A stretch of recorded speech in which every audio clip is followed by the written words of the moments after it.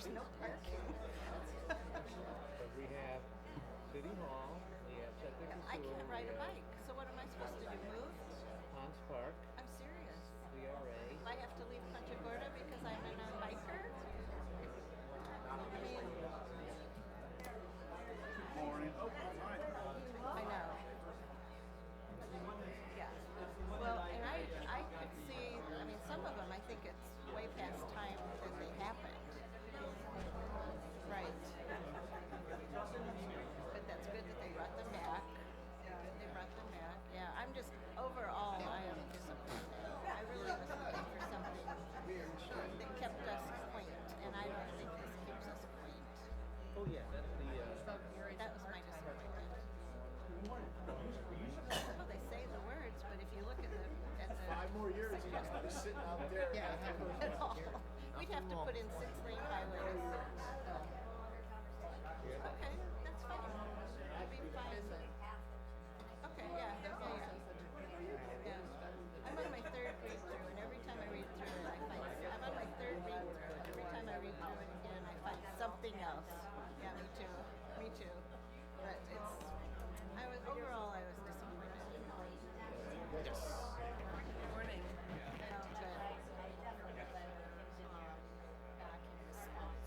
Yeah.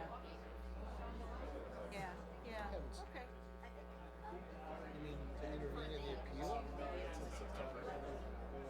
Yeah. Yeah. Right. Right. Okay. All right. So let me tell you where we're on. Okay. So they filed a petition for Well, the certiorari, which read a thing online from essentially is an appeal of the city's decision. actually offering The court issued an order to show cause to the city and gave us 30 days to respond as to why the court should not grant the relief that's requested in the petition for the certiorari.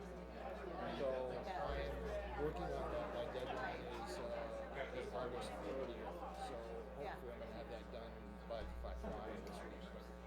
I have not seen. Now that part I did. And this is where your question is confusing me a little bit. I have not seen where the applicant has sought to intervene in that appeal to help support the city's defense of the action they took on their behalf. Now, I don't know whether they intend to do that or not. Yeah. You don't. I'm not shy. It's this. You don't. That'd be fine. The city has to I'm open defend its to opinions. position. I mean, I have my own, but I'm open to others. And I think I can do a good job defending the city's position. I'm not concerned about that at all. In the eyes of the court, maybe. Yeah, we were in Colorado almost most of that. Yeah. Nice Visiting the for grandson. you guys to either Playing in the mountains. in fact, Train rides and so forth. if you intervened in I that wouldn't- we weren't petition, around much. which you have the right to do, and if the court rules I against couldn't get out of Dodge quick in enough. that case, the city would have the decision I didn't as to whether or not they wanted to Last year, appeal they kept that meeting. They kept circuit doing stuff, court and so decision I to the didn't second plan it. DCA. I'm out of here. And if we chose not to, you guys are out of luck. This is your first year. You're still You learning. intervene, Yeah. you make arguments to You've been defend doing the quite city's well, by the to defend the city's position, and the court rules against us as an intervener, you'd still have the opportunity. You would have the opportunity to take an appeal to the second DCA, even if the city decided not to. So it's ultimately in your best interest to intervene in that case and file something against the petition. You don't have to do anything. If I was in your shoes, I would deal with whatever Well, we'll attorney see you've where been we are. working with We'll see where we are. and have them Yeah. file the appropriate pleadings in this court, even if it's just, well, if you do an amicus from the court, So let's that just see doesn't where we create are, standing and then for when we you get to that have part the of the agenda, if we have to opportunity move some appeal things an around. adverse decision in These are circuit wildlife court. center. Yeah. Yeah, I'm sure. Because it's Chenep is every there. You can, yeah. I mean, you can. I would expect that the attorney, if they knew what they were doing, would not need to call me and be able to represent. When we have the meeting, this is on. Yeah, it's on the. I'll be happy to do that. It's not. This is common stuff in this area. So, Yeah, how about you? but I'll be happy to talk to whoever it is. Ah, good. Yes, I'll say this. It's an option. Do I need you guys in there? Yes. I think I can win without you guys being. Yeah. I think it's a clear case. I would love your support in the case. And as I said, it's in your best interest to become party to that, because in the unlikely event we lose at the court level, and in the unlikely event the city elects not to appeal that decision, then No, you're stuck did with not, our but I decision. didn't go anywhere. I mean, I didn't go anywhere. I think, you know what? Morning. Yeah. How are you doing? Yeah, that's fine. All right. Good to see you. No, I did pickleplex things, but you know, yeah. That's it.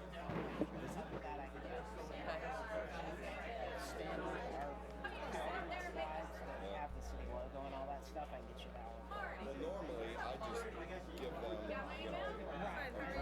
the engineer drawing, but at the meetings, I'll take a picture, because I find sometimes they don't even go visit the site, and they're looking at the drawing.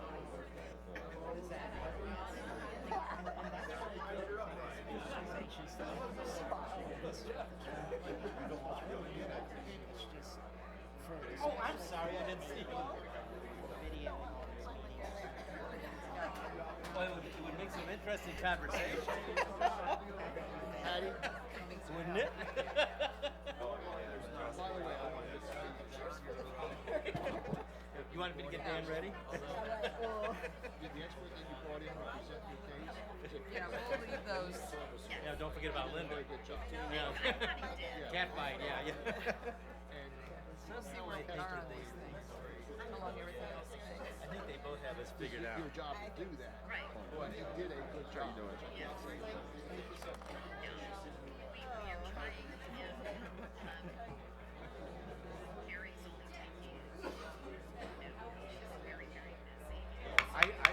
I was. Would you please silence your devices? Thank you, before we get started.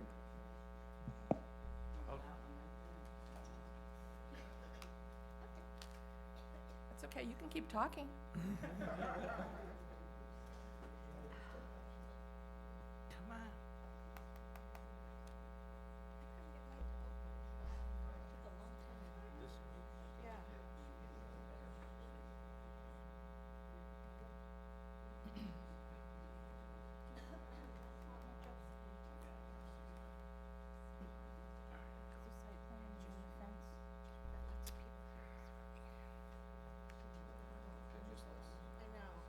How was your break? Good morning. Welcome to the August 21st, 2019 Punta Gorda City Council meeting. Let the record reflect that all city council members and city officials are present. We will not have John Barrage leading us in the invocation today, but we are going to start a new tradition. And the new tradition is that we'll be alternating between Pastor Bill Frank and everyone knows Carlo. And so Carlo is going to be as our chaplain for the fire department, and Carlo will be alternating. So today, we'll stand and we will have the invocation led by Pastor Bill Frank, and then we'll follow by the Pledge of Allegiance. Thank you, Mayor. I'd like to read the opening lines of the Declaration of Independence, which cite God as the author of our quest for freedom. We hold these truths to be self-evident, that all men were created equal, that we are endowed by our Creator with certain unalienable rights, that among these are life, liberty, and the pursuit of happiness. Let's pray. Father, we thank you for over 243 years of freedom as a nation. We respectfully request this day for your assistance to continue to be that one nation under God, to recognize the gift as a nation and your care and your concern for us. I remember a quote from the founding father, Benjamin Franklin. I have lived, sir, a long time. The longer I live, the more convincing proofs I see that God governs in the affairs of men. If a sparrow cannot fall to the ground without his notice, it is possible that an empire cannot rise without his aid. We ask you, the God of creation, for your presence to oversee and to guide these elected city officials. May they see your hand governing the affairs of this day. May each presentation and each issue be immersed in your peace as they address each and every important item before them. We thank you for being one nation under God, the freedom that we enjoy. We also ask for your continued protection and blessings on our first responders, on our military to afford us that freedom, and all those in authority as they govern this nation, this state, this county, and this city. In the name of your Son, Jesus, amen.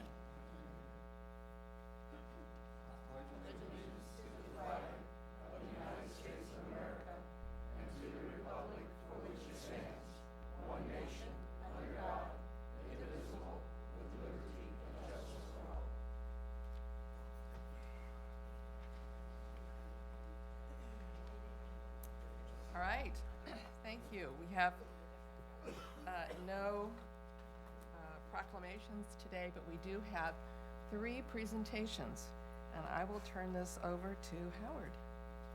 The first presentation kind of caught me by surprise because it seems like he's been here forever, and it's only a 10-year service award for MPO Joe Angelini. So come on up, Joe, and get your 10-year service award.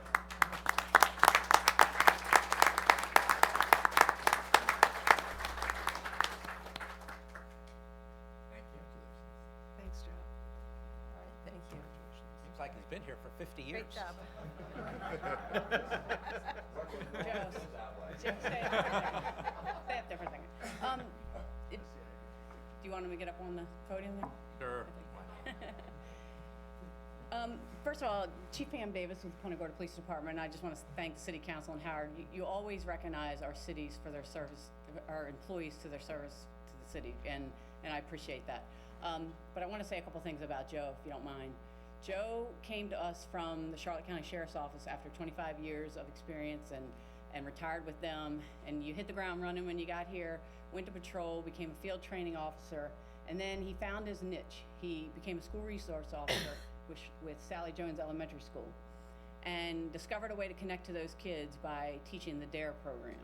And DARE is not like it used to be. It's not just about resisting drugs and saying no anymore. He teaches anti-bullying, leadership, communication skills, and like basic life skills. And if you've ever been to a DARE graduation, these kids love it, and they always say, "I love Officer Joe." So they tell me that every time at the graduation. The other good thing about it is when they're in 5th grade, so they're going to middle school the next year, so they take this positive interaction they have with Joe Angelini and carry it on as a good relationship with the police. You've also recognized by the state as a mentor to other DARE instructors, so he's teaching other people how to teach DARE. But Joe's won a lot of awards in his career.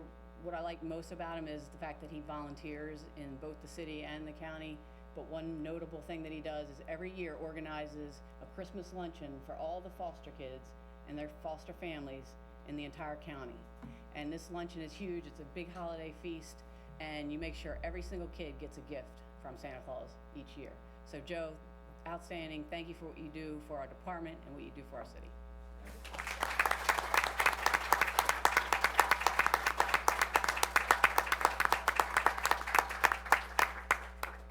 We knew you couldn't resist.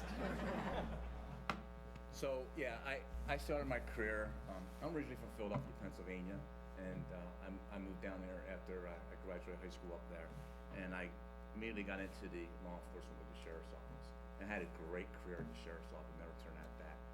But after I got to that point at 46 years old here, what? They're laughing at me. But They're doing the math. they're doing the math. It's not that hard. No. So, the chief a few years back, with Jornell said to me, Joe, he says, come on over to the city, you know, after our time was up. And I said, absolutely. So I came to the city, and let me tell you something. I had, like I said, I had a great career at Sherlock, but the last 10 years is amazing here. Because the people here, and they call it paradise, and it is paradise. The people in our community are like the second to none, top of the line. We have great, our police department is awesome with the leadership, with the chief, and working all the way down. I mean, the guys that I work with are just amazing people. And again, I cannot believe it, 10 years, like Howard said, I can't believe it. It's been 10 years already. And I appreciate the $100 check that you just gave me. Oh, that was a reduction.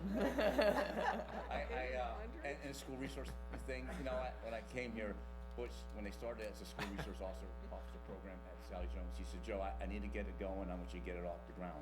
I said, okay, but I want to make sure I get off the ground. I want to get back to the street because I worked the street my whole career.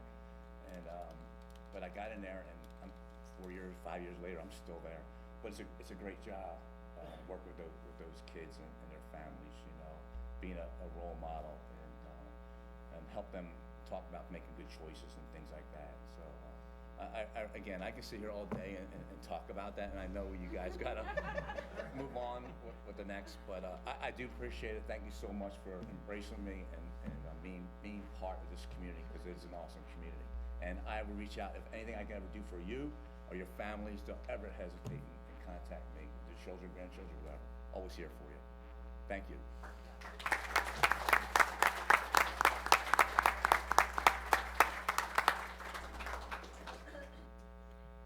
Now we have another 10-year service award for another individual. He came from us from Cleveland. And little tidbit, I went to undergraduate college in Cleveland back in the 70s. And we used to go, there was only one big place we could go to, a campus at the time. It was called the Brick Cottage. And we'd get beer, 3-2 beer at that time, and burgers. And it was run by Captain Norm Nara's family. And that's who's getting his 10-year service award here today. Norm. All right.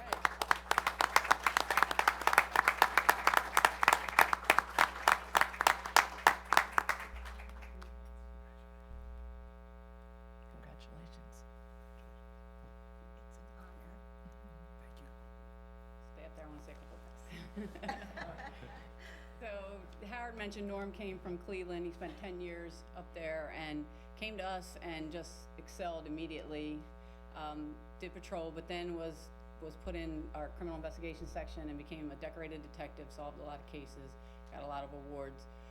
He was promoted to lieutenant in 2016, and then when I got here in January 2018, he was the interim captain overseeing our operations division. And I took some time trying to evaluate things and seeing who I wanted to have as the top leaders in the department, and it became very apparent he was the perfect fit.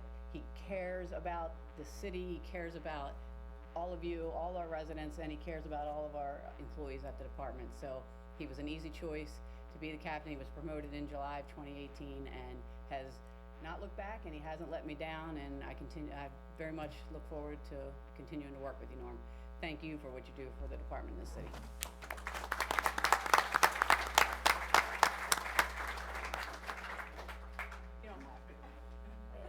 Unlike Joe, I am 46 years old. It's been a good 10 years.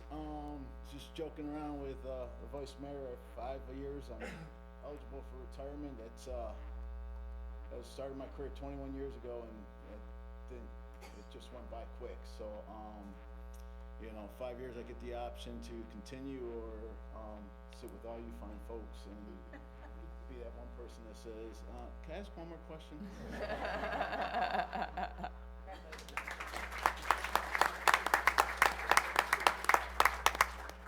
Way to go, homie.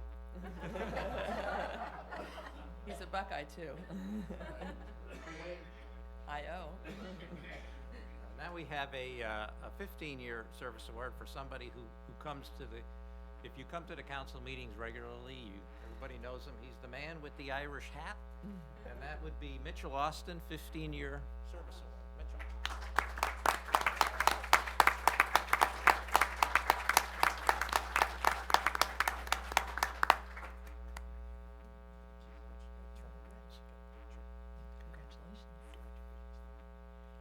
Good morning.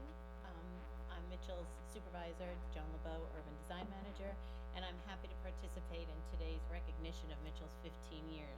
Many of you may not know, but Mitchell started on August 16th, 2004, the Monday after Hurricane Charlie hit. Many people would not have shown up to that day knowing what the city was like. Mitchell came in, and at that point, from there on, he just hit the ground running. He hit ground zero, delivered water to the community throughout his first few months of employment, and I'm told he and David Hilston hit all side streets and really went through the town looking for those people in need. He has a unique character, as many of you know. While there are times when he can become a bit trying, he is the go-to man for our questions and answers. He assists our staff with our report verbiage and email content, and overall his historical knowledge of the city is amazing. He has a photographic mind, and through the years his talents and efforts have helped build this city from the ground up. He has assisted on many, if not all, of the development projects since 2004 and can share in the city's success. Together we take pride in Mitchell's accomplishments and his commitment to excellence. We congratulate him on achieving 15 years of service with the city and sincerely appreciate the hard work and efforts over the years. We wish him continued success and look forward to working with him for many years to come. Thank you, Mitchell.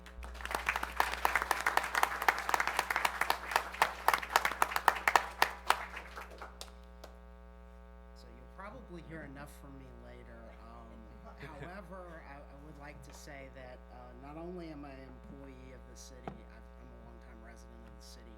I've been here since August of 2008 as a city resident. I love this place. It's my home. I've raised my children here, and I really care about this town. So thank you.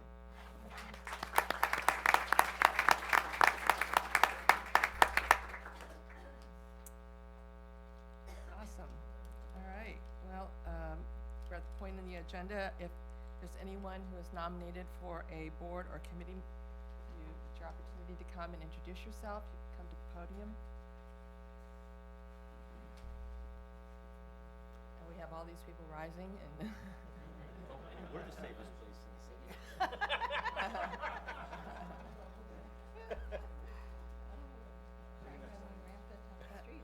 anyone wish to introduce himself? Okay. Seeing none, then we will adjourn as the city council and reconvene as the CRA.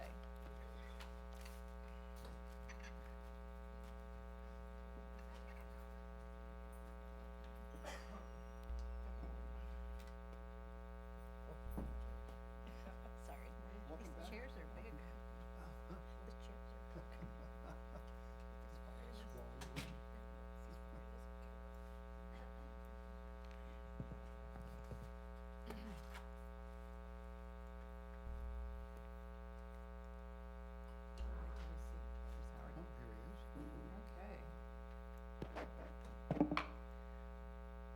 We will I guess we are convened now as the CRA, and all CRA members are present.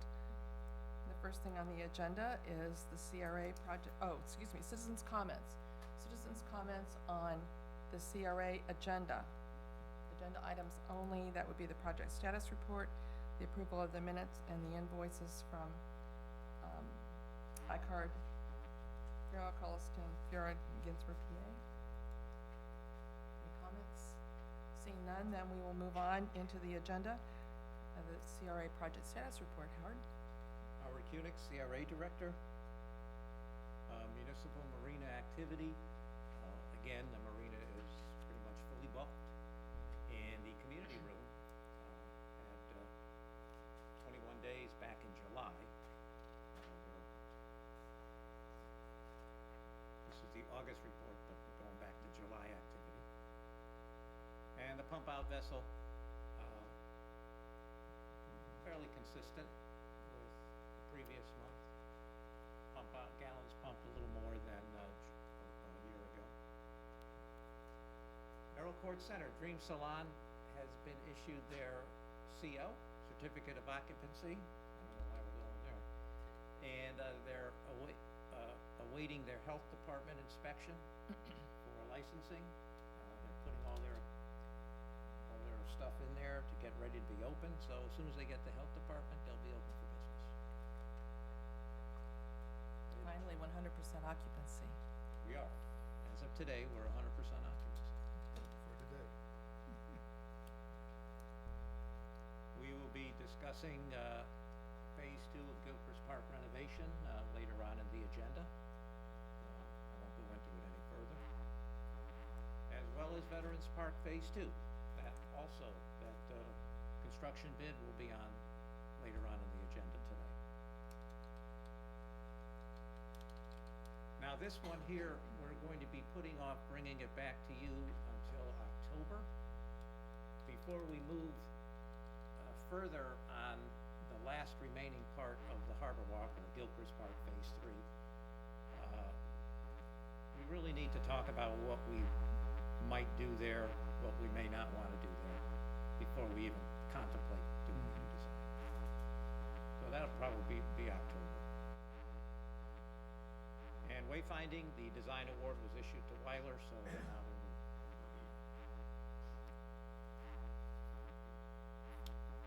September 5th, 4 p.m., ribbon cutting, Punta Gorda Charlotte Library. They'll be open actually next week. There you be. Awesome, thank you. Thank you. Questions for Howard? Jane? Normally you don't hear people make comments about signage, but I've had people come to me and say they really like our signage that we have right now. So What signage are you speaking of? I'm talking about the wayfinding on the streets, so they know where everything is. The directional. The direction to find the Veterans Park and all of those kind of things, and it's a nice compliment. Excellent, thank you. Other comments? Thank you, Howard. Okay, we'll move on then. Approval of minutes for the meeting of July the 3rd. Make a motion to accept the minutes of our regular meeting of the 3rd of July. Second. There's been a motion and a second to approve the minutes for July the 3rd. For all those in favor, please signify by saying aye. Aye. Those opposed? Motion carries unanimously. And now we have the invoices for iCard Merrill. Move approval. Second. There's been a motion and a second to approve the invoices. You have, who said what, Karen? There were like two, I think you had second, right, Lynn? Okay. Would all those in favor please signify by saying aye? Aye. Aye. Those opposed? Motion carries unanimously. I do have a question for David. And that is, I noticed that in the invoices, your time is like, everything is 0.5 hours. Is that your minimum billing increment? You know, sometimes I spend more than 0.5 on stuff like the CRA, and sometimes I spend less. I just sort of average it out, so it's just easier. It's less administrative time because it's obviously not a whole lot of time that I spend on the CRA matters. Especially when the meeting is like 5 minutes long or something. Yeah, Okay. I hope that's acceptable, but like I said, it's an average. Okay. I just had to ask, thank you. Okay, then, citizens' comments on anything CRA related. Howard? We have a correction. The Weiler for the wayfinding, we're actually still negotiating the contract. We haven't let it go. Okay. Any comments from citizens on CRA items? All right, seeing none, then the CRA meeting is adjourned. Thank you for being here. Welcome back.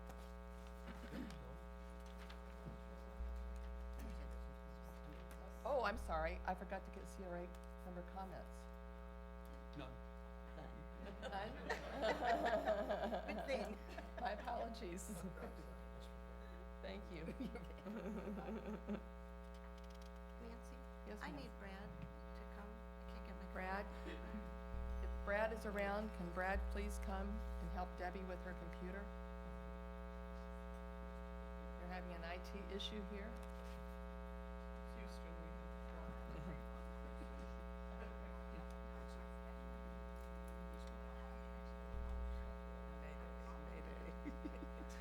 Somebody's talking. Oh, it's talking now. It's talking. That's scary. It's haunted. I know, it's talking. Siri just woke up from her 12-year coma. Actually, it's reading, it's doing the, the audio, reading the screen. So, okay, the first item on, we'll move into the public hearing.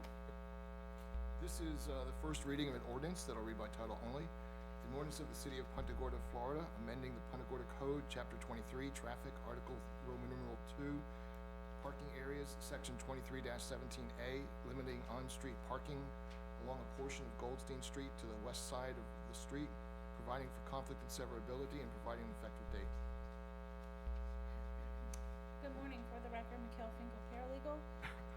This proposed ordinance is a result of a request from the residents along that street. Due to the one-way traffic on West Marion and West Olympia, the cars are having to travel past Goldstein, turn down Henry, turn on Olympia, and then come back onto Goldstein to park on the east side of the street. So while the city is doing the roadway improvements, we're proposing to move the traffic to, the parking to the west side of the street. Therefore, they could just pull onto Goldstein Park when they're ready to leave, pull onto Olympia and go about their day. So that's what this proposed ordinance would do, simply change the parking from the east side to the west side. Any comments? Lynn? Do we know when Goldstein's gonna be reopened? Cause I keep getting a lot of questions. We do. Could you share that, please? If we could ever predict when it's gonna stop raining, Public Works can go in there and start putting sand on there and bricking. We're ready to go, but we have to get the water out of there so that when we just get the sand down there, it doesn't seep in, and, am I doing okay? You're doing good. Okay. For the record, Rick Keeney, Director of Public Works. If things go right, we may start bricking Friday with in-house staff. And what we usually do traditionally is city staff will brick about half of the street, and then we have a weekend, a Saturday, where the residents come where they can participate in a portion of bricking the street. There's still a soft spot in front of the schoolhouse apartments that we're trying to dry out. So even if we start bricking, until we get that portion dried out, that's about as far as we can go. So we're hoping to be successful in getting that area dried out to continue. But you may see bricks go down Friday. The other question I keep getting is, when we change the parking to the other side of the street, how is that going to be publicized? Because there could be some major confusion. Are we gonna put signage on the east side of the street so that people know not to park there anymore? Well, the signs will be all on the west side saying parking. I mean, I mean, the residents of the street asked for this. they asked for this, so I they're not. understand that, but it's not just them that park there. I mean, there's a lot of people that park for City Hall on that street. I mean, there's usually cars there, cars, so. Well, I mean, I guess we could put up no parking signs, but it's just more signs. Well, I think that in order to educate the public, that you probably need to put some no parking signs on the east side of the street then, so that, We can do that. I think That we would have make to heavily sense. publicize it in the newspaper and in the weekly and other things as well, because I think people need to know that this is a major change. This may be the start of other streets happening the same way, so I think it's important that we share the information with people who are gonna be frequenting that street. We can put up some no parking signs. Yeah, not a big deal. We can do that. This is a public hearing. Any more questions for Mikhail before we have the public hearing? So we will open this up to a public hearing. Anyone who wishes to comment on this, please come to the podium and you have 3 minutes.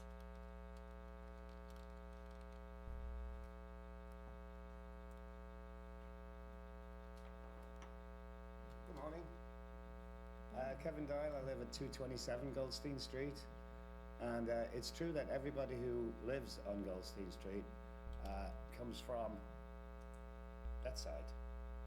Comes from the north to the south. Well, if this is east to the west, not sure. And everybody goes back to work that way. And the simple solution to the streets, we already have no parking this side of the street on the west side. They just have to move to the east side. People would get used to it pretty quickly because it's been closed for like 4 years now. Good point. Just practical. It wouldn't make any difference to the traffic going the other way because nobody goes to Punta Isles, which is the other way from those residents. And people get used to parking anyway. That's all. Thank you. Thank you, Kevin. All right. Any other comments? This is a public hearing. Last call. This is a public hearing. You have 3 minutes to make comments. Motion to close the public hearing. There's been a motion and a second to close the public hearing. All those in favor, please signify by saying aye. Aye. Those opposed? Motion carries. Make a motion to approve GA-03-19. There's been a motion and a second to approve GA-03-19. Would all those in favor please signify by saying aye. Aye. Those opposed? Motion carries unanimously. Okay, now we have a quasi-judicial public hearing. Yes, this is CCSP-06-19, which is an appeal. Before I describe it, anyone who is going to be providing evidence or testimony with respect to this matter, please rise to be sworn by the city clerk at this time. Please raise your right hand. Do you solemnly swear or affirm to tell the truth, the whole truth, and nothing but the truth in today's proceedings? When you're ready to speak, please come to the podium, state your name, and indicate that you've been sworn. Thank you. This is an appeal of the Burton Store Isles Canal Advisory Committee's denial of a petition for special permit under the provisions of Section 6-6J of the Punta Gorda Code to install a boat lift with 3 boat lift pilings and a portion of 2-foot wide aluminum walkway outside the 45-degree angle, which is prohibited by Section 6-6C4 Punta Gorda Code at Lot 100, Block 273, Section 15, Punta Gorda Isles, also known as 670 Macedonia Drive, Punta Gorda, Florida. The owner and petitioner is Jeffrey A. Finkelstein, and the county parcel ID is 412-3302-03001. Mayor, if I might make a couple of introductory remarks on this matter. While it's noted that this is, and it's called an appeal, it's not an appeal in a typical sense where you're going to consider whether or not the Canal Advisory Board made the right decision. Instead, under our code, appeal hearings before the City Council shall be considered as de novo hearings, meaning it's your consideration of this matter from the start, as if it never previously gone before the advisory board. That means that your decision is going to be based upon the competent and substantial evidence that's presented at the hearing today, and you must make a determination based on that evidence that the project would conform to the 6 criteria of 6-6J4. And let me just read those to you, and at the conclusion of the public hearing, when you make your determinations, we'll put this back up there. A is, would that the special permit would be in harmony with the general intent and purposes of Section 6-6C, that the special permit would not be injurious to the waterway involved, that the special permit would not impede safe navigation, that the special permit would not allow a structure or use aesthetically or functionally incompatible with existing structures or uses on surrounding lands, that the special permit would not permit any structure or activity that would interfere with or be detrimental to the quiet and peaceful use and enjoyment of any nearby land, and would not otherwise be detrimental to public health, safety, health, welfare, and safety. So it would be the applicant's burden to present to you sufficient evidence to demonstrate that those 6 criteria have been met. Thank you. I have a question for you then. Yes. What about the fact that we do have code? Would the applicant not have to prove why they need something beyond what our code specifies? Well, and that's the purpose of the special permit. This is not a variance. This is a relief that's provided for in our statute, in our code, that allows a deviation from the limitation in the code, provided that the 6 criteria are met. It's similar in effect to a variance, but it's legally and technically different than a variance. It's a special permit. The opportunity to get a variance and the criteria to get a variance is more stringent than what would be authorized and permissible as a special permit. Okay. David? Yes. Are you then saying that we cannot take into consideration that the BSI advisory board turned it down? You know, I think that that should not be a basis of your determination. I think that you should be making your decision based on the evidence and testimony that's presented to you today in light of the 6 criteria.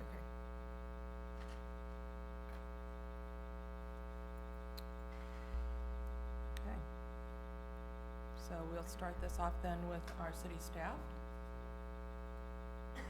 Thank you. For the record, Bob Nicola. I work for Public Works in the Engineering Division, and I am the staff person that was assigned or am assigned to the special permitting process, both the initial discussion with applicants and making sure that engineered drawings are provided, along with presenting at either the BSI or the PGI Canal Advisory Boards. This particular application, Mr. Levin described that's before you. Essentially, the property owner is requesting the special permit to construct a 4-piling boat lift. I'll put this up on the overhead. Specifically, the reason for the variance is the 3 pilings here, and here, and a portion of the boat lift is outside the 45-degree angle. In canal construction, structures are to be, or are only allowed without a special permit to be built within the 45-degree angle. So this does extend outside of that. In addition, there's an aluminum walkboard on the left side of the drawing that would extend beyond the 45. So specific to this application, that's what the property owner is requesting relief to do. There is an existing dock at this location. It was built in 1987. I'll put up a picture on the overhead here. The property that is requesting relief or special permit owns this dock. It's 8 by 15. Again, it was built in 1987. As part of this application, they are requesting permission to also install a new dock and regular shaped dock. That would be entirely within the 45-degree angle, but it would be tapered to allow boat access to angle in this direction in similar fashion to the adjoining properties and the boat lift angles at those locations. Staff has reviewed the application and had presented a recommendation for favorable approval at the prior meeting.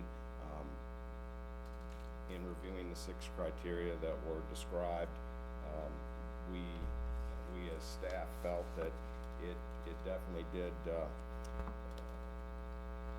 provide for safe navigation because of the alignment of the boat lifts, or the boat lift with the existing boat lifts.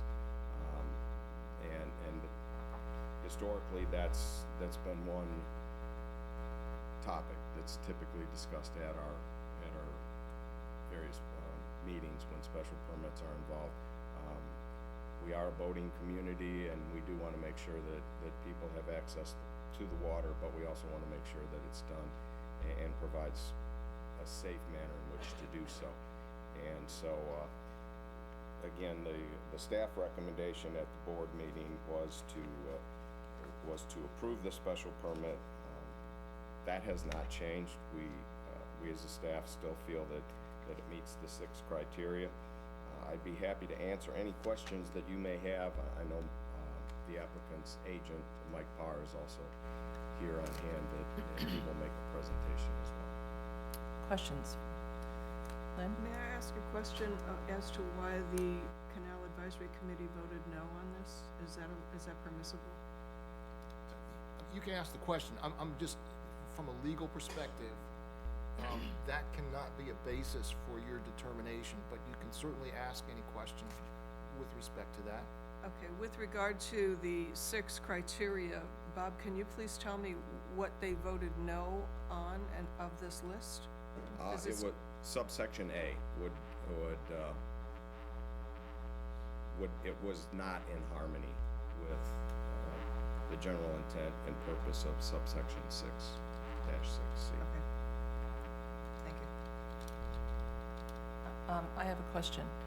So,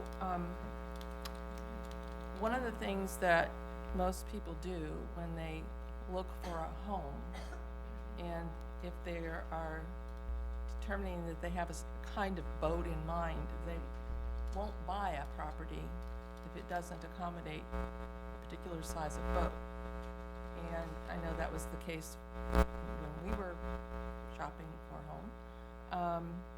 And so what size of a boat would this accommodate if there were to be no lift outside of the 45? Because the 45 is in our code for a reason. Correct, and the 45 is in the code for structures. One of the other limitation lines that I failed to mention is what's called on our drawing here the berthing limit or boat limitation line. In BSI, there was a point in time when if a property did not have a lift in place, that any future mooring of a vessel at that property would require a lift to be installed. This particular property had a lift in place since 1987. So we're not subject to that requirement to install a boat lift at this particular property. And essentially, this property owner could legally moor a boat in the exact location where this lift is located, or where the proposed lift would be located, and still be within our city code, because they can moor a boat outside the 45. They could go up to these berthing lines.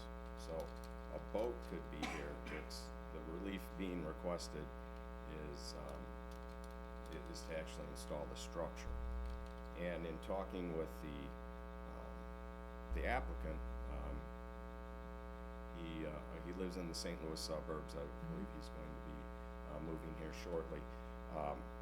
He said that he would actually prefer to have his boat stored out of the water and be in compliance with the most current regulations we have in terms of having a boat on a lift. However, he recognizes that he had to get the special permit in order to do so. So again, I don't know the exact size of the boat. I thought at one of the meetings that question, or at the meeting that question was asked, and I believe Mike has that answer. Okay. Excuse me. We'll hear from the applicant in just a moment. I'm taking the opportunity to be a little bit more proactive in this matter. First, because it's been a while since we've had a special permit request appeal, and secondly, in the last year or so, there's been an increase in the number of legal challenges to the city's decisions, and I want to make sure that the record is very clear if this ever goes up on appeal. you asked the question about a variance, and Mr. Nicola inadvertently referred to this as a variance, and it's not a variance, it's a special permit. And the main distinction between a variance and a special permit is that in order to obtain a variance, it's mandatory that the need for the variance was not self-created by the applicant. In other words, as you said, people who have a size boat need to research whether or not that boat would be acceptable under the codes for that particular property. And the fact that they have a boat that they want to put there that doesn't meet our code is what would be considered to be a self-created hardship, and therefore would not qualify for a variance. Special permits are not that restrictive. Special permits say you can put and you can go beyond the code if you can demonstrate that in this particular instance, based on the facts and circumstances of this particular property and everything else that's considered as relevant and competent substantial evidence, that the criteria can be met. So I'm trying to make sure that you understand that don't hold the applicant to a higher burden for this special permit than would otherwise be necessary by thinking that the standards similar to a variance would apply here. It's a more lenient process than the variance procedure. That's it. So then a clarification. So what you're saying here is we have two things that are under consideration. We have the 45 is one thing, but then there is the birthing line, which would be when you design something, or Mr. Parr designs something, design it so that then the vessel doesn't go outside those lines, because that's to protect the neighbors and neighboring properties, and to promote safe navigation as well. Correct. The birthing line essentially creates water rights for the upland properties. So again, in the special permitting process, we would not even bring forth an application that proposed building the structure or the way that a structure would be aligned, that the boat would cross or the structure would cross a berthing line. In this particular situation, the berthing line and the 45 are in fairly close proximity.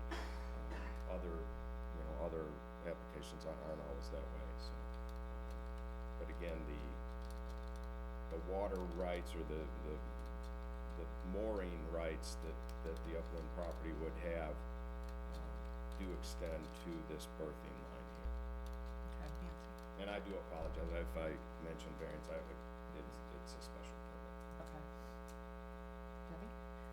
Could you explain to me, it looks like if he's going to be building a new dock anyway, can you explain to me why he didn't just move the dock over so that everything would then be within his allowable? Well, and this drawing is a little busy, but this is the existing dock here. This would go away under this proposal, and the new dock proposed, the regular shape, would be this outline. So it goes all the way to the 45 degree. It goes all the way to the 45 here, and then on this end, it would be angled to be in alignment with the lift. So in order to be able to get on and off the boat, and typically boats, the boat would pull in rather than back in, then that gives a point at which the walkboard or the aluminum walkway could be constructed to access the boat from the dock along and attached to the pilings.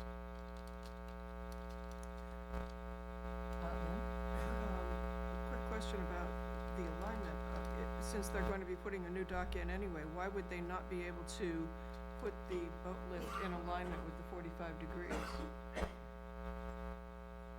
In other words, if they're, you know, on the right-hand side of where the new dock is gonna go, why would they not be able to angle that slightly more to the left so that it would be within the 45 degrees? Is that something we need to ask the applicant? I'll ask whoever can answer it. Yes, yeah. Okay. I would like that question answered. Okay, we can reserve that, and we'll ask the applicant. Gary, you have a question? Yeah, is the applicant proposing a 4 pylon rather than an 8 or more pylon lift? Is this, when we see 4 pylons there, is this isn't gonna be a lift for a 45 to 50-foot boat? No, this is a 4-piling lift, and I believe it's a 10,000-pound lift. Okay, so it's not a huge boat, because you've got enough space in this berthing area to basically almost fit a 50-foot boat, Right. technically. If you were to use Technically, every- but one line that is not shown on this drawing is in burnt store aisles at an end of canal location. The mooring limit also ends at 30 feet waterward from the seawall. So a boat could not be stored. We have enough lines on this drawing, but the boat could only extend Right. this far. Yeah, I And just so wanted- there is and for this the- berthing area that's outside or beyond that really for practical purposes can't be used by the applicant anyway. And for the record, the staff is suggesting that measured from the seawall, the boat could not extend on this drawing beyond the R and proposed as it's written on the line. So, just a comment, it would be for the applicant to say, but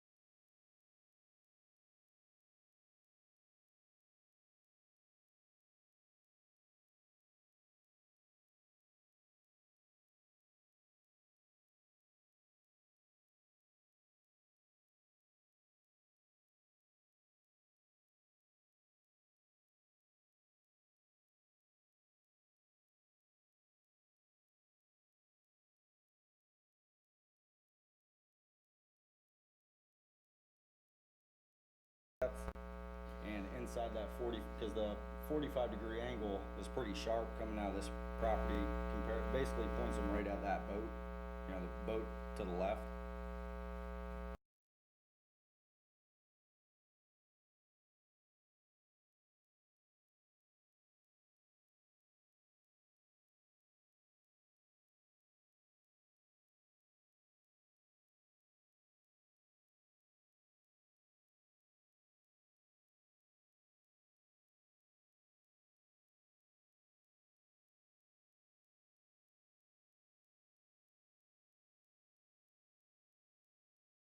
So part of that is on me, I would imagine. I don't know if you guys have any questions. I feel like everybody kind of was on the same page and understanding what we're going for. It's helpful to understand the premise that you're talking about and the fact that you can't dredge. Right. So you need water depth. Right. Did you have this level of discussion at the BSI Not Canal so. Advisory I Committee? think what happened, and not to go, I don't want to press on too much about No, I understand. the BSI This meeting. decision is made based on the testimony that we hear today. Okay. But it's really helpful to understand. Right, so I think part of what the issue was this property to the right, the homeowners were in here and expressed some concern until I had talked to them about what the actual design was and how they're not competing for space. And then they seemed to be okay with it. After that, I feel like the board kind of felt like maybe they weren't happy with it to the right. Since then, they have put their house up for sale anyways. You already moved. Yeah. So I was thankful for that. But I really just try to keep everything flowing in the same direction. In a boating community, as long as everybody has their own space, I feel like it goes in junction. And like I said, we've done a bunch of them in PGI, but you have 90 miles of seawall compared to 15, so there's going to be a lot more opportunity in corners. But yeah, it by far it turns into a good design because like I said, we've done them the other way, and you can fit it inside the 45. But kind of the way the special permit came around when my uncle was the generation before me, putting in docks and lifts, he came up with this idea of basically you're allowed to moor a boat there. So all we're asking to do is be able to lift it out of the water.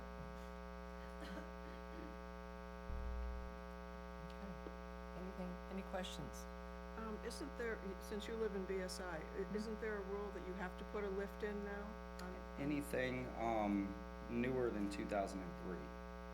So technically he could keep it in the water, but if you keep your boat in the water in the canals for 3 or 4 days, it's pretty Unless it was yucky. already, when you say newer, if there was a dock there, because I know there were Right, a lot of people that they owned a piece of property.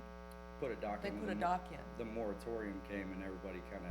Right, but put one in. don't you have to put a lift in on your dock Here's now? the background on that. At that time, the city obtained a permit from the DEP for, I believe it was the lock. And in order to minimize impacts to water quality, the department felt like if all the boats were on lifts as opposed to being in the water, that would be beneficial. And so from that date forward, you must have a boat lift in BSI. So that answered my question. So you do have to have a lift, and this is just a matter of making it a safer way to berth the boat. Okay, got it. Just a question on that. It was my understanding that that rule went into effect, but if you had a dock in place that predated that, you could still store the boat in the water. Yes, that's correct. That is correct. From that date That is forward. So this dock, having been there since 1987, certainly predated that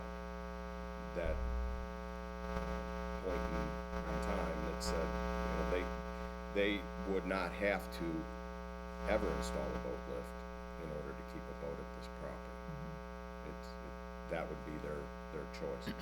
one thing like Mike had mentioned about the dredging limit, at 7 feet, I've got this scaled out. The neighboring property, this particular lift, legally they could not dredge within 7 feet of the wall. So this forward bunk or forward lift arm, probably calling it the wrong thing, Mike, but if at times if that legally that would not be able to be dredged underneath that, because this particular property, and this probably provides a better look at the overall canal.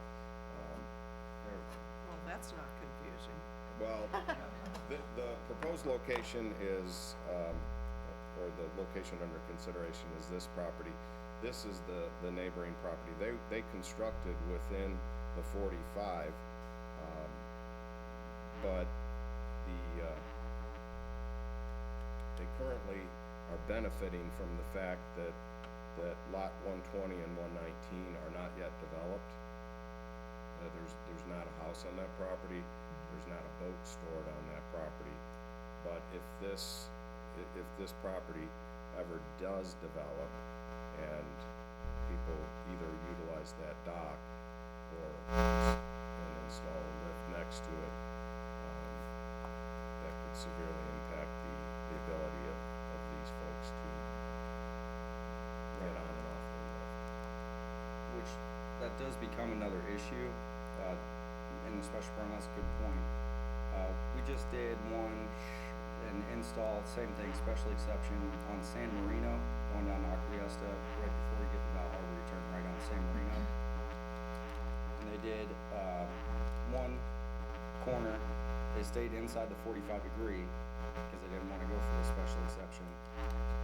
Their neighbor has to move their boat for them to be able to get out of their boat. Well, that neighbor is only here 3 months out of the year. That means he can only use his boat 3 months out of the year. The other corner that we did got a special exception, which it's jumping through more hoops and waiting more time, but it's there. Once you build it, it's there. So he can pull in and out, no problem. It's in. To me, that should be the harmony of all corners and all ends, and part of that has to be on the contractor to say, we can do it this way, but if someone develops the property next to it, you can be stuck. And I feel like a lot of people just kind of go for the easier money, install it, and instead of doing the special exception, I'm sure Bob sees me in the special exception in front of the Dock and Canal Committee a lot more than anybody else.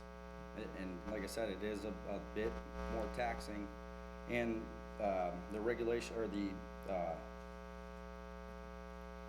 application to get in front of the board has become more and more to where you have to get your own engineered drawings, which basically now it's $800 to get in front of the Dock and Canal Committee. So for me, I take it very serious going in front and trying to explain that this already kind of is a precedence that has been set, and I believe should be a small change in the code for end of canal to where it doesn't, that should be the standard. So far, no move on the code, but I just keep doing special exceptions. I don't want to put anything in that is going to trap someone. So the question I have on this one, in this particular case, where you're suggesting that the lift be in the berthing area outside of the 45, does that berthing area, leave that? Oh, is that one? Well, yeah, leave that one up, because it really kind of shows the other neighboring property on what their future situation could be. Does that berthing area, because it's expanded, cause problems for neighboring properties? No, basically you find the berthing area by taking a 45 degree out of both corners, and that bisecting angle splits the difference of, for lack of a better term, their water, my water.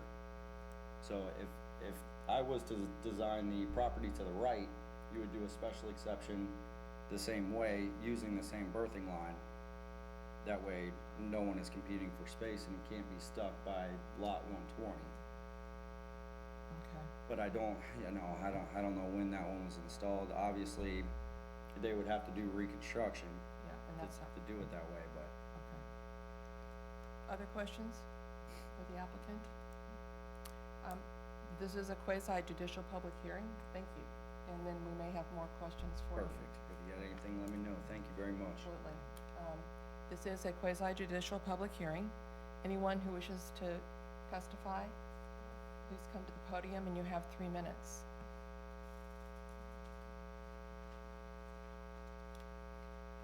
My name is Mike McIntosh. I live in Burnt Store Isles. I'm also a member of the Burnt Store Isle Canal Advisory Committee. The main reason... And have you been sworn, sir? I have been sworn in, sorry.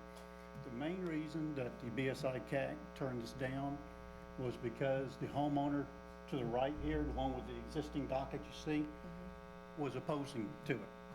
Okay, they said that when they got theirs lift put in, they had to adhere to it. And we kind of honored that, thinking that the reason the 45-degree angle rule was originally written wasn't for the homeowner wishing to put in the structure, is for your neighboring homeowners.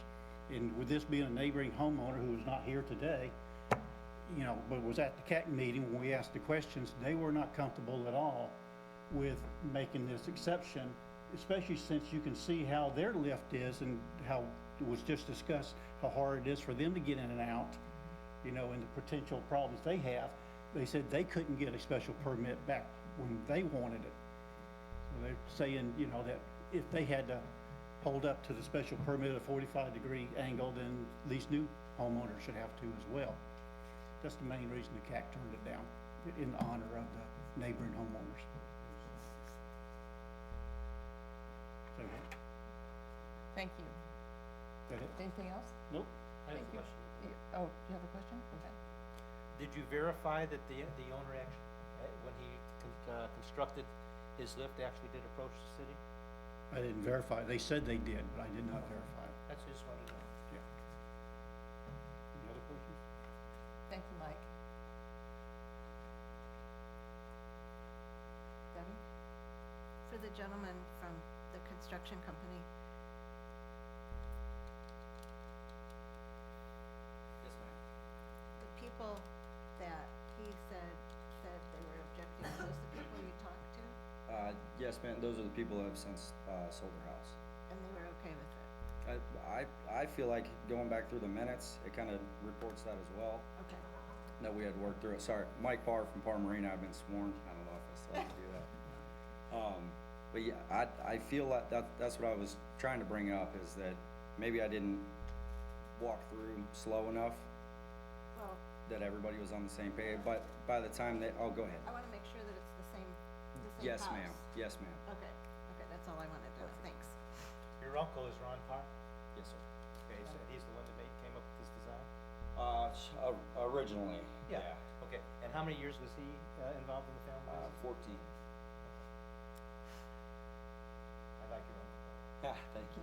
Me too. Thank you. He designed our dock. Mine too, yeah. Okay. Anyone else wishing to testify?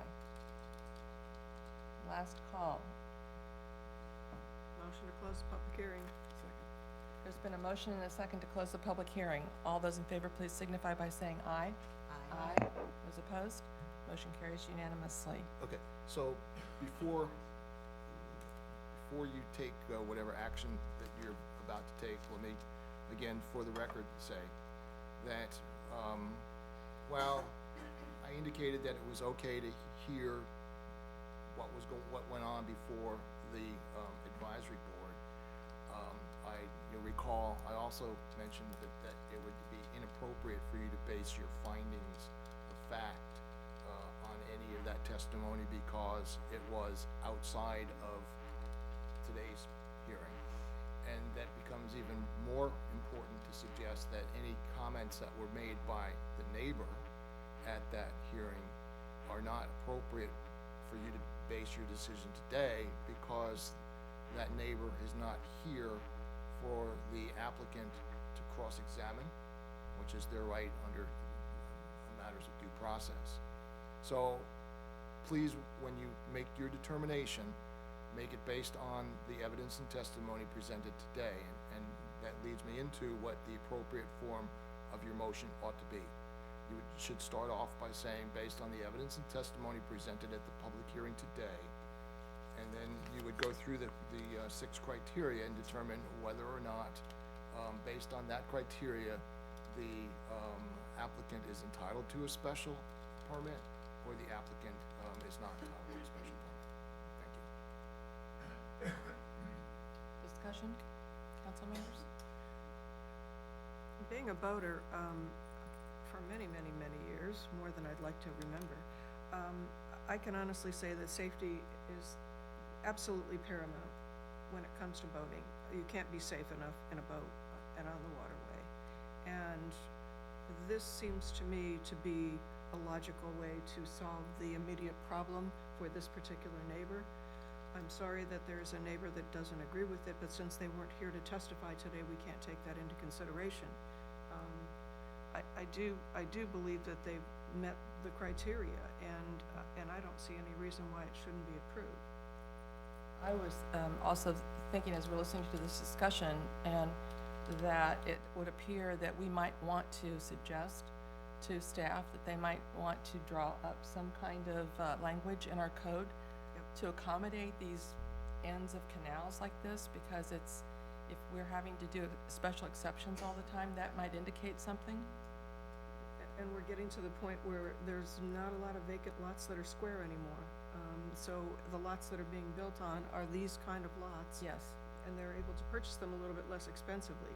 That said, just because you own waterfront property, you can't assume that you have the rights to using the waterway. And depending upon the type of property that you purchase, you have to take that into consideration. So, but I do think that this is a logical way to solve this resident's problem and to give him the opportunity to have a boat on his dock. There's been a similar situation to this between Maria Court and Donna at the dead end there. I know the neighbors. It's the canal. It's a very old solution. It's been there forever. There's a keeled sailboat on one lift, and vice versa. So the geometry, I'm just saying, is very applicable and works very well in this situation. It's like putting puzzle pieces together when you get to those kind of lots. I mean, it really is. I think, for me, I look at this and I look at the approval criteria, and I look at A, and would be in harmony with the general intent and purpose of subsection 6-6C. And based on the testimony, I feel that, I don't see anything that's a problem, but. I think actually, again, like the Vice Mayor said, this is the best case for safety navigation as well as environmental stewardship as well. I just wish that we had known beforehand that we had to base it on this criteria, because I was besieged by people who said, don't do this, don't do this, don't do this. So, I agree. I think safety has to come first. I mean, I'm the same. I have people who say, no, 45-degree angle, period, end of story. When in fact, that's not the safest way to put it in. That's right. Right, based on the discussion today, it's. And as Paul Harvey would say, we got the rest of the story. That's right. Well, I wish that I had had a little bit more time. I would have personally gone over to see this property personally. So it makes it, I've done this a lot when I was on Planning Commission and BZA. I would go to the property and get a physical look at the actual site, because it really does help you understand what specifically is going on with this request. But I think this makes sense. Well, and I absolutely respect the Burnt Star Isles Canal Advisory Committee and all of their expertise and what they go through, because I know they take this very seriously, and I appreciate that. So. I'll make a motion for approval. Second. There's been a motion. Based on the evidence. Based on the evidence provided during the presidential hearing and meeting all 6. Yes. Second. There's been a motion and a second to approve CCSP-06-19 based on the evidence presented and testimony presented today, and the 6 criteria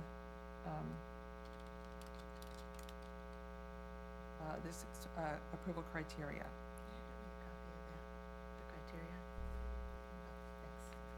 Would all those in favor please signify by saying aye? Aye. Those opposed?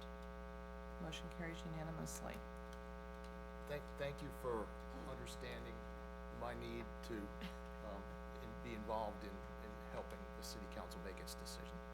No, I appreciate that. It was a good discussion. It was not an easy discussion, easy decision based on it, but I learned a lot from it, so thank you. Okay. As an aside, because I've been here for a while, seen a number of these, and this at a time when the city was less built out than it is today. You brought up the question about the neighbor to the right and the angle of the dock, and the question would have come up during a request for something similar to that, and you'd have, well, how is that going to be impacted by the neighbor, or how's the neighbor to the right going to impact you? And the typical response would be, well, it's a vacant lot, and the owner had an opportunity to show up and object and didn't, and so that's how theoretically a dock that would require the boat to come in front of the neighbor's property would have gotten approved.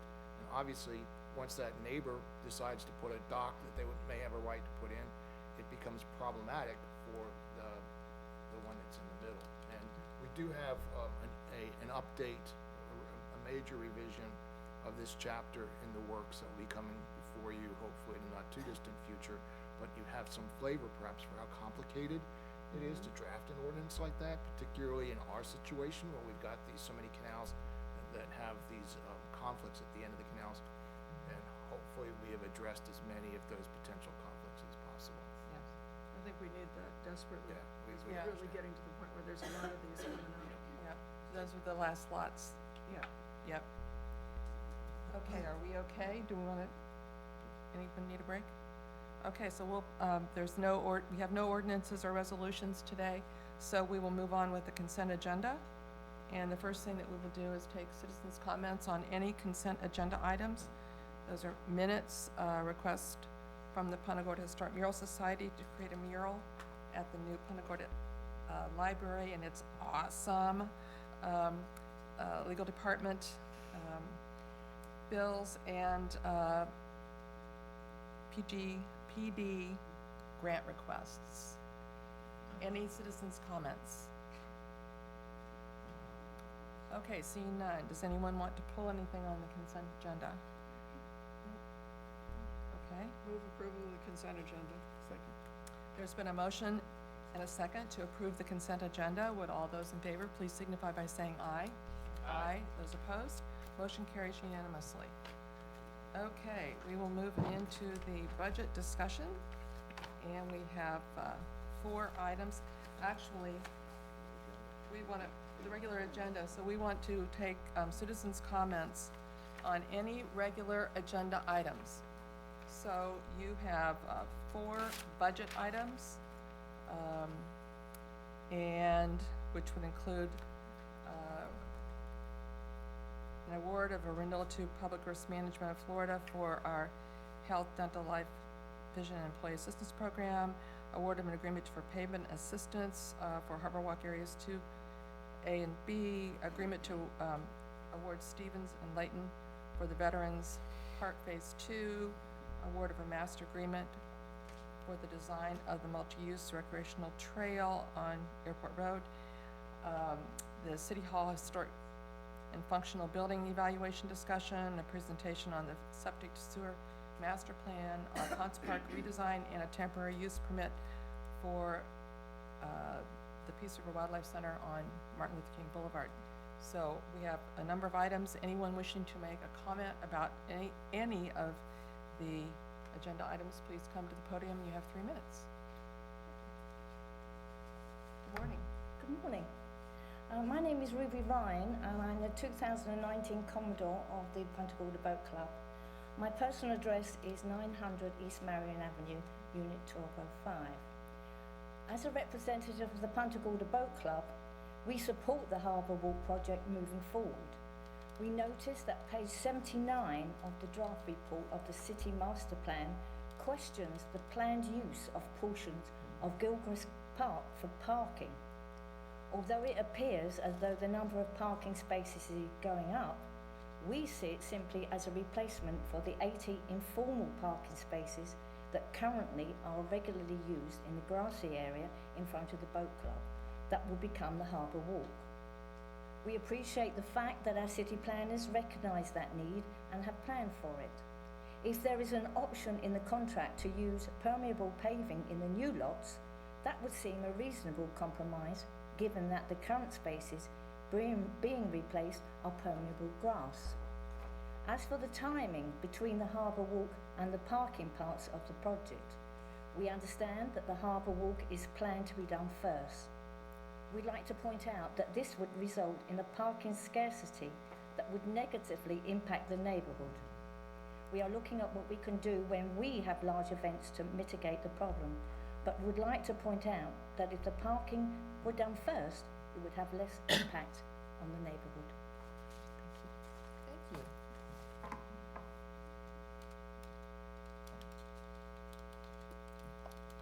Good morning, Patty Allen, General Manager, Fisherman's Village. Morning. Good morning. I would respectfully like to comment on agenda item 6B for the Harbor Walk Area 2A and B. I just downloaded the we don't call it the Citizens Master Plan, the Master Plan, all 197 pages. This document represents your foresight and initiative to bring a company here specializing in the future. For that, I thank you. I believe that Dover Coal captured the spirit of our community and paved the way for future Punta Gorda that all citizens can continue to be proud of. Again, the document is 197 pages long and has a vast array of ideas to ensure that we keep our charm but grow positively. Today, I'm kindly requesting that you delay the approval of the bid for Phase 2 temporarily. By delaying the vote today, it will give all citizens the opportunity to absorb the master plan and will give you council members time to explore potential other options that will not only potentially save the city millions of dollars, but would enhance the beauty of the park for many to enjoy. Thank you for your consideration. Thank you.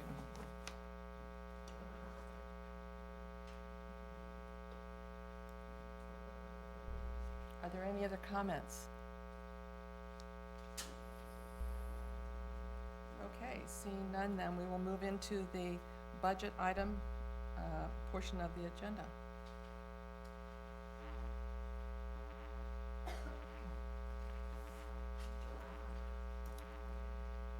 Good morning. Ann Heinen, Interim Procurement Manager, for the record.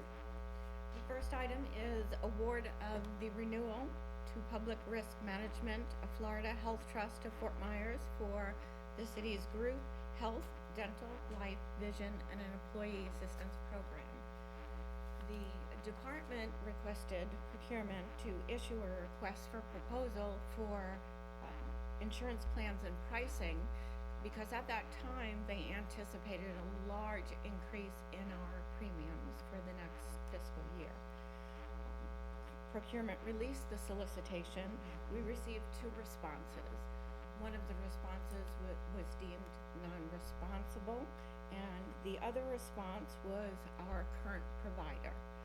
The monthly premiums that we received, they were deemed responsive and responsible to the request, and we are looking for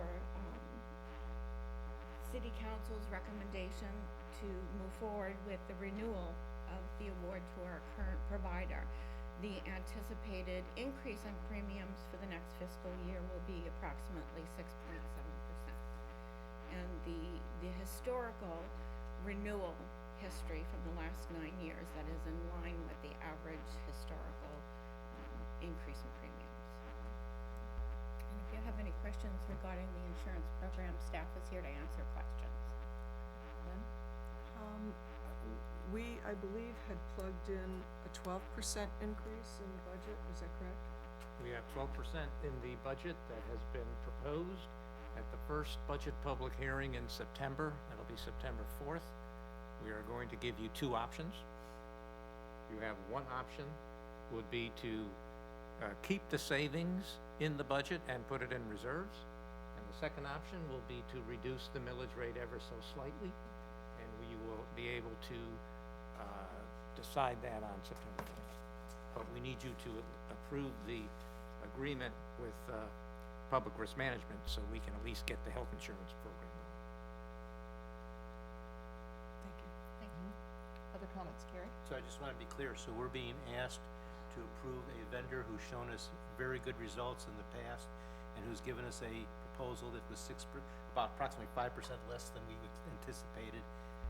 So I would like to say we should accept. Are you going to make a motion? Yes, I motion that we accept. I'll second that. There's been a motion and a second to approve the award of the renewal to Public Risk Management of Florida Health Trust of Fort Myers. All those in favor, please signify by saying aye. Aye. Those opposed? Motion carries unanimously. Thank you. Thank you. Okay, the next project would be the agreement award to Pavement Maintenance LLC of Fort Myers for the Harbor Walk Area 2A and 2B improvements and appropriation of funds from the 2020 fiscal year funds. The procurement issued an invitation to bid for the Harbor Walk improvements of 2A and 2B. We received 4 responses. 2 of the responses, one was deemed not responsible and the other was deemed non-responsive. So we have 2 vendors. The lowest responsive bidder, the base bid was $2,788,450. There are 2 options that we requested pricing on the schedule of values. One was for PVC piping and cast iron piping. Projects in that area, previously contractors had come upon PVC piping and cast iron piping that was not initially on the plans, older, that the city was not aware of. So staff came up with an approximate number of feet to request the pricing. So option 2 is for the removal of existing pipes and capping cast iron pipes. So that doesn't mean that they will come upon it, but we will have pricing for the contractor if they do come upon an excessive amount. Staff is requesting a contingency budget of $250,000. If we should come upon the existence of cast iron piping that would need to be removed or capped, or PVC piping, staff is requesting that optional budget be taken from the contingency. There was also an option number 1, pattern asphalt pavement for certain intersections of the project. Staff is asking for council's direction as to whether to proceed with the pattern pavement. And I'll turn it over to Mitchell for that presentation.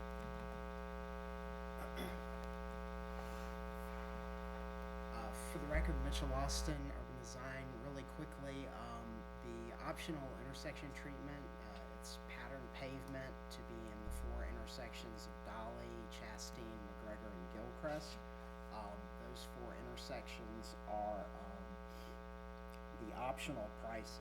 Excuse me, I have the wrong figure on the slide. It's $123,556.80. 141 as is shown on the slide, and those would be for colored and stamped asphalt. If this option is not exercised, the center of those intersections will just be regular asphalt. So if you have any questions or concerns relative to that. Debbie? Did we put, I don't go down Retta very often, did we put special intersections in phase 1 in our intersections? So in the previous phase, the way that it was done is we had special pavers in the crosswalks. Okay. We eliminated that detail so that we could minimize the risk of having drainage infrastructure conflicts because of the depth of those treatments. these intersections, the crosswalks will be in concrete, so there's a break line there. In the city's brick street ordinances, certain blocks of Red Esplanade are intended to be bricked over time. Obviously, we're not prepared to do that at this point from a budgetary standpoint, so we're just setting the stage for the crosswalks that are going to be constructed to be as ADA compliant as we can possibly make them, and for the ability to brick the streets in logical segments in the future. Okay, then I have one other question. I know a lot of people that have stamped driveways, and I refuse to walk on their driveways when it's raining because you slide forever. Is this the same stuff? It is a similar process, but the actual finished product is rated for roadway use. So this is like an FDOT certified product. We have a special intersection on US 17 at MLK. Oh, okay. That's that product. So it's suitable for use on the roadway. This material will not be in the crosswalk. The crosswalks will be plain concrete. Okay. Yes. So as you drive down the street, this is gonna have a visual impact, and does it also have any traffic calming issues? Certainly from best practices in traffic calming, special intersection treatments are recognized as an effective tool for lowering travel speeds. So this would have a positive benefit in that regard in a city, on a particular street that we sometimes get complaints that people drive too fast on. Mitchell, one more thing. On the map that's there, it is the intersections that are a different color, which led me to believe that the intersections were going to be this stamped thing. Is that? Yes, that is the intent, is for the center of each intersection to be the stamped asphalt. I thought you just said it wouldn't be. Oh, the crosswalk, pardon me. Crosswalk. Okay, I gotcha. The actual Okay. crosswalk. If somebody walks So where off the the people are crosswalk. walking will be different. Okay, Correct. now I'm in it. Okay, thank you.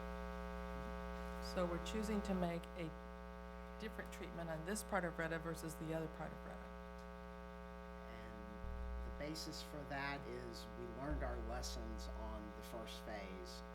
We had conflicts with the drainage infrastructure, with the construction methodology there for those crosswalks.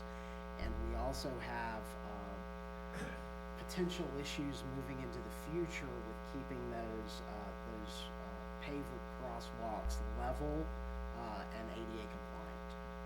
So it's a maintenance, long-term maintenance. 10 years down the road, if there is an issue with an intersection, is the pattern able to be reestablished if we have to put a patch on it? Certainly, the roadway can be, because it's asphalt, it can be milled and resurfaced and then re-stamped. Okay. Ben? Mitchell, with regard to one of the comments made earlier from the woman from the boat club, can this be applied on the driveway section that crosses, where the Harbor Walk crosses over the driveway to go back to the boat club? Certainly that can be accomplished at where the Harbor Walk crosses the boat club driveway. There is actually a speed pump there, so the Harbor Walk will be at a raised level, and you will proceed up and over it if you're driving into the boat club parking area, drop-off area. And what is the composition of that? The actual Harbor Walk will be continuous, so it'll be the colored concrete across there, and then you'll actually physically see, you have to go up and over it to drive through. Is this discussion we're having now, is it only about this pattern pavement, or are we talking about Harbor Walk Phase 2 at the moment as well? We are talking about the Harbor Walk Phase 2. However, the conversation seems to have been focused on one particular aspect of the recommendation. We haven't gotten to the other part. Well, it is in part. All right, yeah, just making. We have to approve it. Yes. We haven't forgotten about it. Yeah, I also could resonate with the request to have some kind of pervious paver and some of the parking, although some of the illustrations in the Dover Cole document of pervious can be open with grass and things like that, and those become trip hazards. They're really hard to walk on, so I'm concerned about the safety there. So I know that I don't want to do anything that would derail this recommendation. Howard, do you have a comment? Yeah, if, we can certainly pursue at a later time, discussing with the contractor, different types of permeable solutions instead of asphalt. We're not recommending that today. We're recommending that you approve the contract, the construction contract as is, and if we have to deal with it as a change order later on, we can certainly do that, and we will come back to you.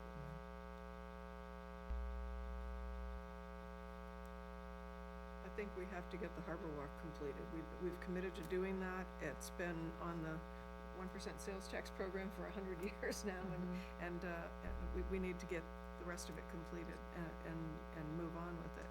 So I'm still not sold on the need for the stamped asphalt, so I'm still, but.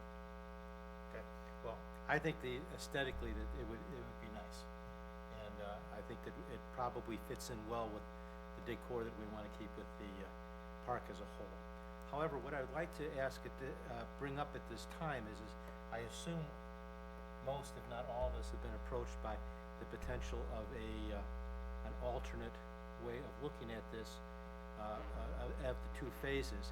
However, I do not feel that we want to procrastinate any more than we would need to on the Harbor Walk portion of the phase. So I asked Howard a question: is the bid that we have for these two phases, how long do we have before we have to make a decision to maintain that bid? It's good 90 days from July 11th, so that means you have through September. Okay, so if we were to want to consider some of this other alternate development that's developing at this time, we could procrastinate for another 2 meetings if we needed to allow time for that to develop, to see if it would be worth the city's while, because the individual with the process is talking about investing a considerable amount of money that we don't have at the point in time into the project. Is that correct? That we could procrastinate another 2 meetings if we need to? Could hold off till September 18th. Okay. Lynn? While that was a very nice idea, I cannot support closing off any section of Retta. I've thought long and hard about it, and I do not see the need to close off a major artery road in our city's infrastructure, and I think that it would be a detriment rather than an enhancement, as it would really clog traffic up on some of the other side streets.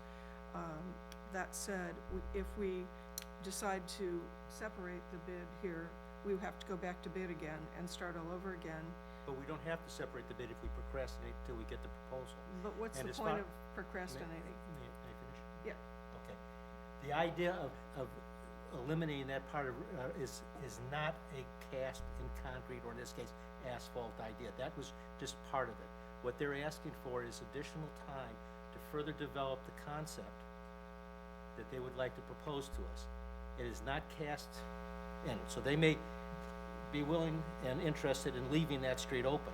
I happen to think personally it is a good idea to close it, because it actually forces that to be a calming, big traffic calming issue for that whole venue around the park, with people that are constantly, and not always at the crosswalks going in and out of the park. That's number one. And number two is that in speaking with the fire department, it would not create a imposition of significance to those condos that would also be impacted. By making Rieta Esplanade, in my mind, a non-through street, takes care of making this a true parkway type of street rather than a throughway, which happens to be my favorite way to come home, quite frankly, rather than Marion, which is my second favorite way to come home. And it's going to keep the traffic speed where there's a lot of walkers down just by making it a non-thoroughfare. But you still have all that, the the residents still have excellent access to Marion and Olympia as they do presently without much to hardship. I think we should keep an open mind about that. It's not cast in concrete. I think the purpose that I'm proposing is that we procrastinate on dealing with this issue at this moment to allow the potential entity to come together with a more thorough plan and concept. And then we may not like that either. Well, I think you need to be more specific about what you're talking about, because I don't think the people in the audience understand. But I don't think that's been, I don't think we're ready for that. I think we're just talking about having more time. Like, I actually was waiting for this meeting because earlier this summer I met with Dover Cole and I showed them our current plans, and pretty much they're incongruent with the master plan, which we're going to be discussing tonight. And I thought that it would just be, responsible for us to at least allow the master plan to be shared with the community before we make a decision on something as really pretty much as invasive as looking at how we're going to do this parking right now. I think the city deserves to let us have, I think we deserve to give our residents a little bit more time to mull over this as well. And I think right this moment, we don't have to make a decision on this. I think that delaying this a little while, I think that's the only responsible thing to do. I actually looked at the master plan, read through it very clearly, and the specific reason why I asked Howard about can we in the future consider some kind of pervious paver, some kind of pervious surface, so that it would make it consistent with what is in the master plan, which is what is recommended. And Howard said, yes, we can do something like that down the road because we're not making that decision. We've got some time to adjust. And so I think that this is consistent with the master plan. I'm not in favor of closing Retta. It has been a road in our city since the city's founding, and I do not feel that closing it would serve the neighborhood nor our community. That there are plenty of ways that we can approach traffic calming and to slow traffic down. And so while I was not in favor of the stamped asphalt, if that is deemed as a traffic calming measure, then I guess I would be in favor of that. And I just think that I'd like to restate, though, that I am not saying that we should accept the idea that Rieta Esplanade would be closed by the proposal that's coming forward. It's an individual entity that's come forward with this proposal to us is very open to leaving that open. Okay, that was just an idea. It was thrown out there. What they're asking for us right now is merely a procrastination, if you will, or that's probably not the best word, but although it works for me. But to take a pause at this juncture to allow them to more thoroughly develop what they would like to propose to us. And I think that they've, just by this discussion, understand that probably they would want to propose it to us without closing at Esplanade. It's a potential, I think in regards to what Nancy said, I think we should at least give a little bit of hint. There is a public-private proposal to allow certain developments in this area that have been expressed on our wish list, but we don't know exactly how to do it, and we wouldn't have the money for many years, probably well more than a decade or two, that would allow us to improve quality of life and potential for the park area if it's deemed as an acceptable concept. So I am asking at this time that we just consider a pause, and if we could even set that date. It would have to be the first meeting in September, perhaps? Second one. Or the second one, whichever date that is, before we go forward with accepting the bid as such. If the proposal that comes to us is of such significance that it would make prudent sense then to have to split the bids. I don't wanna split the bids if we don't have to. If this isn't gonna be something that's accessible, we wanna go through, Harbor Walk, ASAP, I agree with that. So we're just asking for another, was it 4-week pause, before we accept the bid, and that I don't think is unreasonable when this individual is, talking in terms of investing, in excess, in the millions of dollars to potentially, develop this property, this area, in a way that would be very amenable possibly, to both, to all entities for a win-win. So I'm just merely asking that we have a pause at this juncture. Part of why I'm asking for delay is because, again, having actually sat down with Dover Cole about this, showing them, looking at impacts on the neighborhood, that our existing plan right now doesn't not necessarily in the best interest of those who live by it. And so I think just giving us a little more time to discuss this as a group and with the community, I think that's only responsible. And I don't see why we can't wait until the 18th to make a decision. I think that's only responsible. 1 month, when we have been discussing this for over 10 years. 1 month is not gonna, we've been discussing this for 10 years. No, 1 month is, we vote, we take a vote every 2 weeks, and we make drastic decisions for the city every 2 weeks.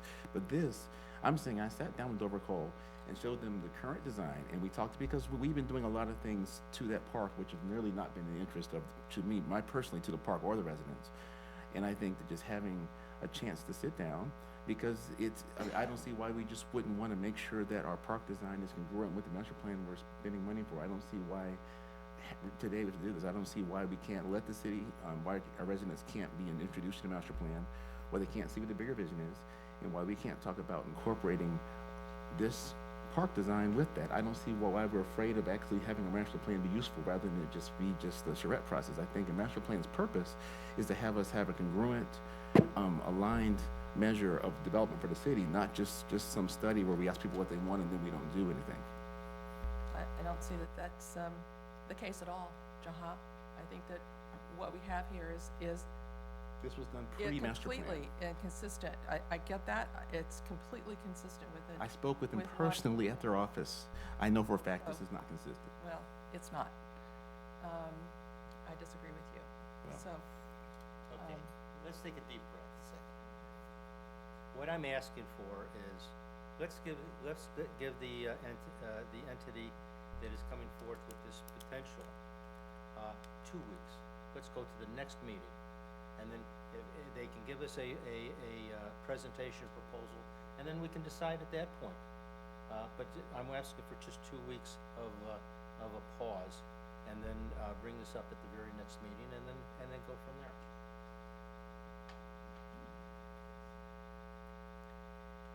Okay, so now we have silence. I would like to make a motion that we take a pause for 2 weeks to allow the entity in this public right to put together their proposal that would result in an investment of in the millions of dollars to develop this area further in ways that we had kind of have contemplated in the future anyway, to come back to us to give us a proposal to see if it makes sense. That is only pausing procedures for the Harbor Walk for 2 weeks. If that proposal is exciting enough, then we can make our decision on how to proceed at that point. I second that. Okay, so there's been a motion and a second to. Would it be possible to simply simplify the motion to continue this item until the next? That wasn't brief? To the next city council meeting? Yeah. I would like to, that's what I would do. Okay, there's been a motion and a second to continue this item to the next city council meeting. Would like a show of hands as well when you vote on this. Would all those in favor please signify by saying aye. Aye. Those opposed? Aye. So the motion passes 3-2. So we continue it to September 4th. Yes. Good morning, Julie Rogan Sutter, procurement for the record. I'm going to be presenting the project for Veterans Park Phase 2 construction. Procurement solicited bids for the construction of Veterans Park Phase 2. A total of 4 submittal packages were received for evaluation. Stevens and Layton Inc. were the lowest responsive and responsible bidder with a base bid of $326,652.60. The total lump sum bid to complete the project is $416,652.60, which includes a 20% contingency of $65,000 and estimated city building permits of $25,000. The total construction time to complete the project is 180 calendar days, and a notice to proceed will be issued upon receipt of the contractor's insurance and performance and payment bonds. Once the notice to proceed is issued, the contractor will be required to begin construction within 15 calendar days. Staff recommends council to approve the appropriation of funds from the 1% sales tax fund and some private contributions, and award of the agreement to Stevens and Layton Inc. of Fort Myers, Florida. So we are hoping that we can get this thing awarded today, so we can get this project done by the end of February. If there's no discussion, I'll make that motion right now. I do have a discussion item that I'd like to bring up, and that is that in the future, because the costs that we have here are not what we had anticipated, that would be the $540,000. That was a planning estimate. I would like for us, not as a part of this project, but a subsequent project, is some kind of shade structure at the gazebo, so that the people who are there for observances or whatever it might be in the shade, as opposed to having to be in the, sitting in the sun, because people are always gravitating over to be under the trees. And it would really, since we're spending all this money to make it nice for people to be not under the trees.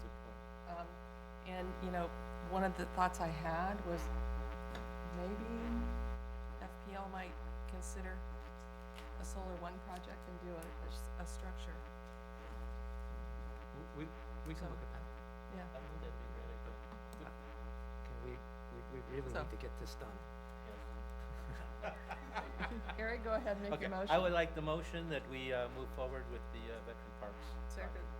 There's been a motion and a second to approve the award of agreement to Stevens and Lyons for the Phase 2 construction on Veterans Park. All those in favor, please signify by saying aye. Aye. Aye. Those opposed? Motion carries unanimously. Go forth and do it quickly. Get her done. Okay. All right. Okay, Ann Heinen, again for the record. The last item is the award of the master agreement and specific authorization 1 for engineering and permitting and design services for multi-use recreational trails within the city. Procurement issued a request for qualification. We had a total of 5 responses received.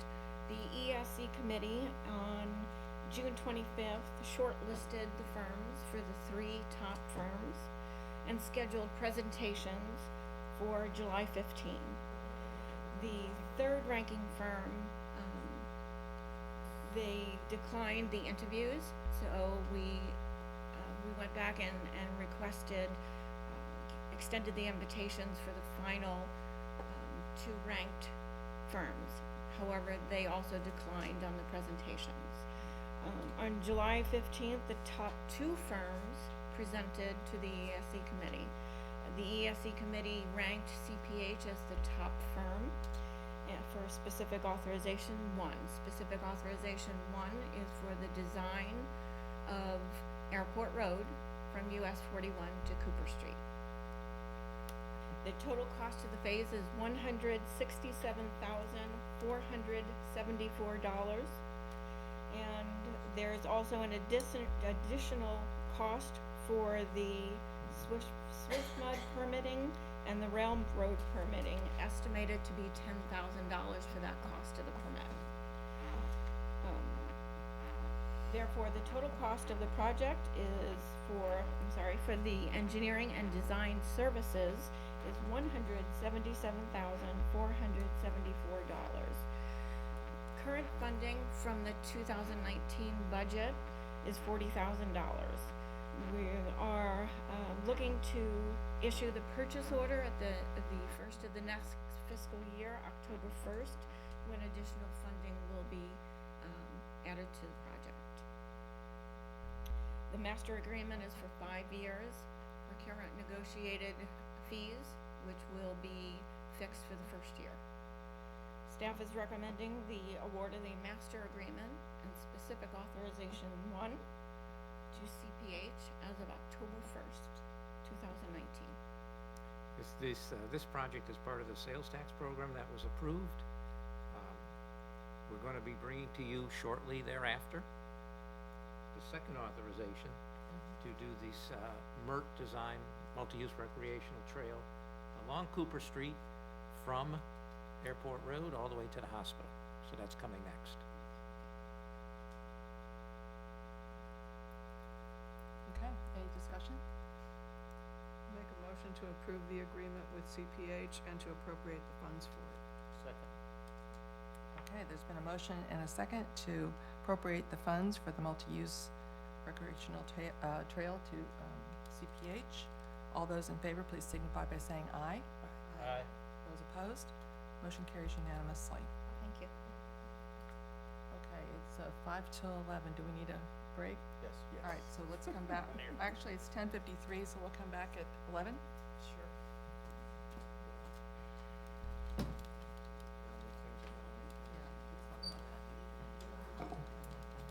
didn't get a chance to talk during that one thing. I kept waiting for a pause, and Nancy, we were acknowledging. Oh.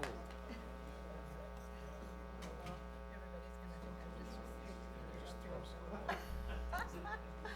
It gets harder and harder. Sounds okay. Okay. I asked my staff if they could hear it well, you know, listening, and they said, yeah, sounds good.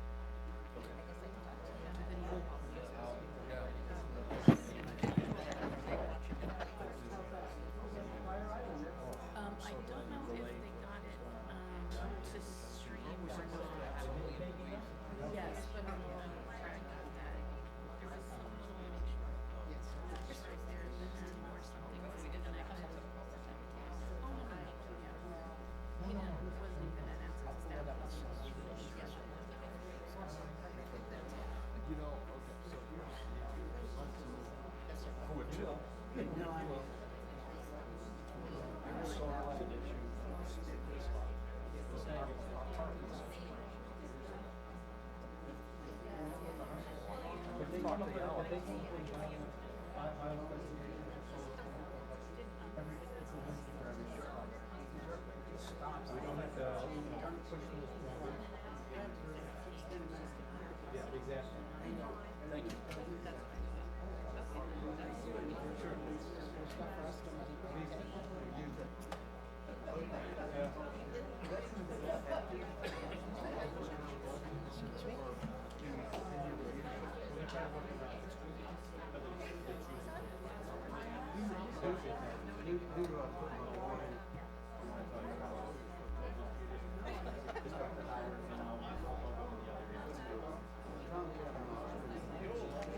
Tom knows how to do it. Tom knows how to do it. Tom can do it. Tom knows how to do it. Yes. I was kind of a boat with my wife. Yes, I did. And then there's a startup corporation that's asked me to get involved. So that may be my swan song. Yes. Yes. Okay, and then. There was one on Saturday. I've enjoyed the agenda. Yes. And then there was a party on Saturday. And they had food. Yes. When you're done, I'll put it back in the whole rush. Thank you. Thank you. Appreciate it.